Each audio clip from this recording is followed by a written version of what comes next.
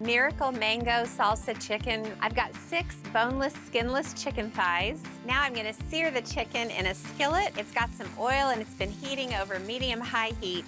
I'm putting them top side down to begin with, and I just wanna sear them and get as much color on the outside as possible. For now, I'm gonna take it out of the pan. Okay, now I'm gonna turn the heat down, and I'm gonna add a cup of rice to the pan, and then a cup and a half of water. So we've got chicken, we've got rice. Now for the mango salsa, I'm gonna add about half of this jar. Okay, I need to bring this mixture to a boil. This is already starting to bubble up. So now I'm gonna nestle these browned chicken thighs right into the rice mixture. I've got all these chicken drippings on this plate. So now I'm gonna lower the heat, put the lid on, and I'm gonna let it cook for 20 minutes. Dinner is ready. Just garnish with a little extra mango salsa. Super flavorful.